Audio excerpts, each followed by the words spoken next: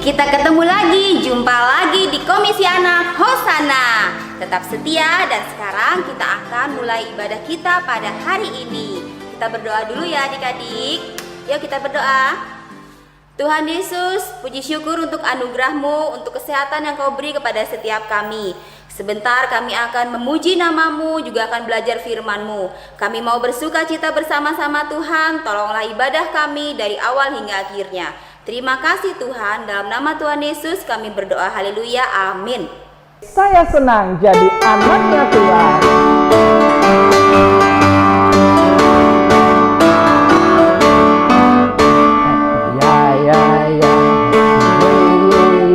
Saya senang jadi anak Tuhan. Siang jadi kenangan, malam jadi impian, tapi semakin mendalam.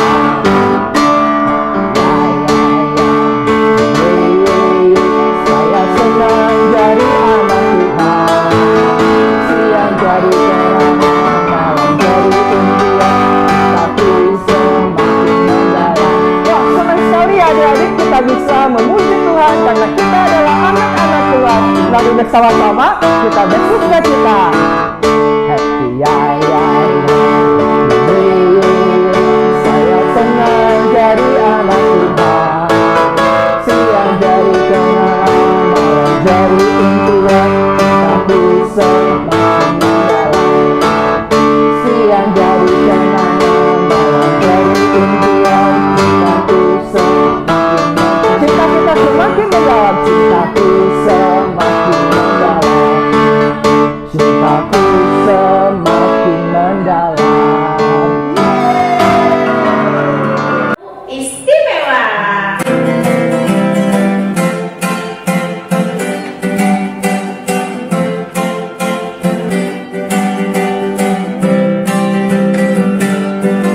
Aku istimewa bukan karena katamu. Aku istimewa bukan sebab puji, bukan karena kuat dan hebatku. Aku istimewa bukan karena katamu. Aku istimewa bukan sebab puji, bukan karena kuat dan hebatku. Ku istimewa, kata Yesus, berharga. Kita memang ada. Ku istimewa, kata Yesus, diberi bukan dengan emas merah, tapi darah Yesus hanya jelas. Aku istimewa bukan karena katamu. Aku istimewa bukan sebab puji, bukan karena kuat dan hebatku. Ku istimewa, kata Yesus, ku berharga. Tapi tetap tak benar. Ku istimewa,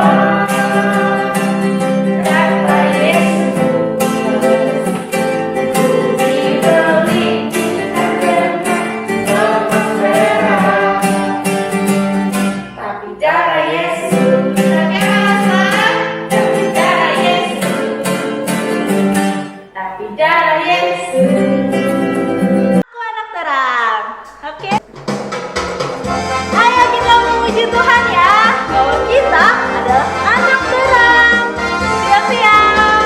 Aku anak terang, tugasku memberi terang.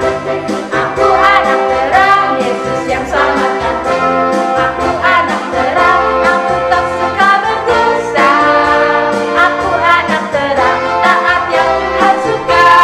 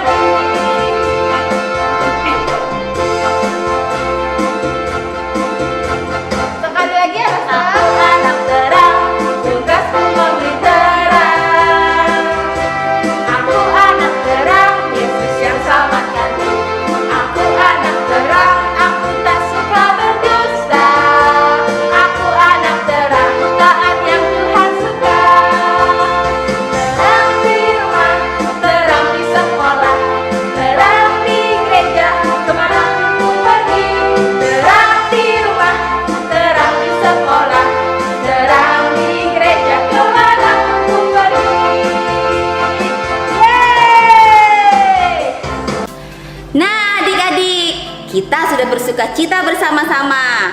Oke, sekarang saatnya kita mau mendengarkan firman Tuhan. Kita siapkan telinga kita, duduk yang manis ya. Kita berdoa bersama. Tuhan, terima kasih untuk anugerah-Mu. Kami bersyukur Tuhan, kami sebentar akan mendengarkan firman-Mu. Tolong kami belajar dengan sungguh-sungguh dan kami boleh menjadi anak-anak Tuhan yang taat dan setia Tuhan. Terima kasih untuk anugerah-Mu. Dalam nama Tuhan Yesus kami berdoa. Haleluya. Amin.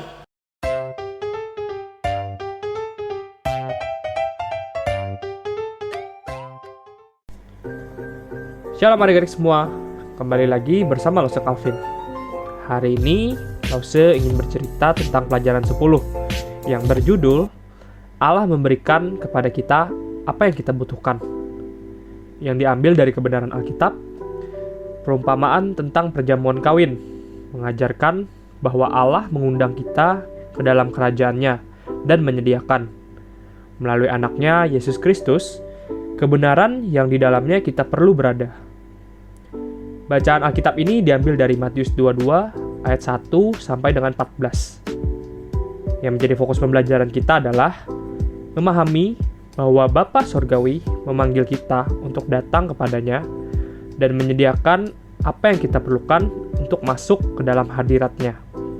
Yang poin kedua, mempelajari bahwa adalah suatu kehormatan untuk menerima penyediaannya yang indah bagi kita. Sebelumnya pasti kalian pernah diundang bersama keluarga kalian, entah itu acara ulang tahun, atau acara pernikahan keluarga, atau bahkan acara meriah lainnya. Dalam undangan tersebut, kalian diharapkan untuk bisa datang ke dalam pesta meriah tersebut, bukan? Nah, mengapa kalian harus berpenampilan atau berpakaian yang bagus atau bahkan rapi? Tentu karena acara tersebut merupakan acara yang spesial, sehingga kalian memakai pakaian yang terbaik untuk mengikuti pesta tersebut. Nah, dalam Alkitab, acara pernikahan itu biasanya sering diadakan 1 minggu atau bahkan lebih. Para tamu undangan menggunakan pakaian jubah yang istimewa atau khusus. Dalam pesta tersebut, terdapat makanan, minuman, nyanyian, dan bahkan musik yang meriah yang telah disediakan untuk tamu undangan. Nah, Tuhan Yesus pun memberikan sebuah perumpamaan. Hal kerajaan surga seumpama seorang raja yang mengadakan perjamuan kawin untuk anaknya. Ia menyuruh hamba-hambanya memanggil orang-orang yang telah diundang ke perjamuan kawin itu. Tetapi, orang-orang itu tidak ada yang datang. Ia menyuruh pula hamba-hamba lain, pesannya. Katakanlah kepada orang-orang yang diundang itu, sesungguhnya hidangan telah kusediakan. Lembu-lembu jantan dan ternak piaraanku telah kusembelih. Semuanya telah tersedia. Datanglah ke perjamuan kawin ini. Tetapi orang-orang yang diundang tidak mempedulikannya. Ada yang pergi ke ladang, ada yang pergi mengurus usahanya, dan yang lain menangkap hamba-hambanya itu dan menyiksanya lalu membunuhnya. Murkalah raja itu, lalu menyuruh pasukannya ke sana untuk membinasakan pembunuh-pembunuh itu dan membakar habis kota mereka. Sesudah itu berkatalah kepada hamba-hambanya, perjamuan kawin ini tersedia, tetapi orang-orang yang diundang tidak ada layak untuk itu. Sebab itu, pergilah ke persimpangan-persimpangan jalan dan undanglah setiap orang yang kamu jumpai di sana ke perjamuan kawin ini. Maka pergilah hamba-hambanya itu dan mereka mengumpulkan semua orang yang dijumpainya di jalan-jalan, orang-orang jahat dan orang-orang baik, sehingga penuhlah ruangan perjamuan kawin itu dengan tamu. Ketika raja itu masuk untuk bertemu dengan tamu-tamu itu, ia melihat seorang yang tidak berpakaian pesta. Ia berkata kepadanya, "Hai saudara, bagaimana engkau masuk kemari dengan tidak mengenakan pakaian pesta?" Tetapi orang itu diam saja. Lalu kata raja itu kepada hamba-hambanya, "Ikatlah kaki dan tangannya, dan campakkanlah orang itu ke dalam kegelapan yang paling gelap. Di sanalah akan terdapat ratapan dan kertakan gigi, sebab banyak orang yang dipanggil, tetapi sedikit yang dipilih." Nah, jadi di sini adik-adik, perumpamaan ini raja melambangkan Allah dan perjamuan kawin tersebut melambangkan surga. Para undangan melambangkan umat pilihan Allah, yaitu bangsa Israel. Allah mengundang umat pilihannya, tetapi mereka tidak mau datang. Allah lalu mengutus Yesus kepada orang Israel, tetapi orang-orang Israel tetap tidak mau percaya, dan bahkan menangkap, menyiksa, dan membunuh Yesus. Maka Allah lalu menghukum mereka dengan menghancurkan Israel melalui bangsa Romawi dan bangsa-bangsa lainnya, sehingga bangsa Israel tercerai-berai.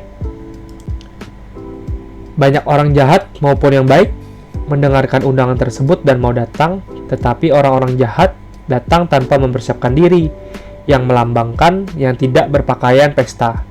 Allah akan menghukum mereka dengan melemparkan mereka ke dalam api neraka, kegelapan yang paling gelap. Di akhir perumpamaan itu, Yesus memberikan kesimpulan. Sebab banyak yang dipanggil, tetapi sedikit yang dipilih. Nah, adik-adik sekalian, mengapakah Yesus menceritakan perumpamaan ini? Sebenarnya, Yesus menceritakan perumpamaan ini mengajarkan kita bahwa Allah memanggil kita ke dalam kerajaan-Nya yang telah disediakannya. Dan melalui Kristus menyediakan apa yang harus kita miliki untuk masuk ke dalam hadirat-Nya. Yang kedua, memperingatkan kita untuk tidak menolak undangan Allah untuk masuk ke dalam kerajaan-Nya. Apa yang kita butuhkan untuk masuk ke dalam kerajaan Allah? Kita membutuhkan pengampunan atas segenap dosa kita. Kita harus menerima Yesus, anak Allah, sebagai juru selamat dari dosa kita. Yang terakhir, bagaimana Yesus memberikan apa yang kita butuhkan. Di sini Dia telah membayar harga bagi dosa kita dengan mati di kayu salib. Kemudian ketika kita percaya kepada Yesus, Allah yang mengampuni dosa kita dan menerima kita karena kebenaran Kristus dikenakan kepada kita semua. Demikian cerita Halause hari ini. Mari kita tutup dalam doa.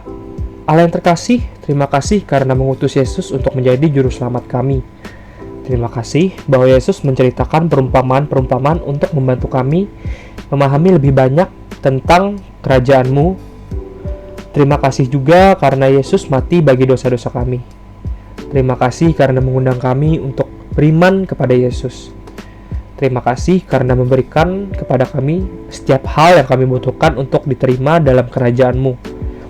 Terima kasih karena suatu hari nanti kami akan masuk dalam kehadirat-Mu bersama Yesus. Dalam nama Tuhan Yesus, amin.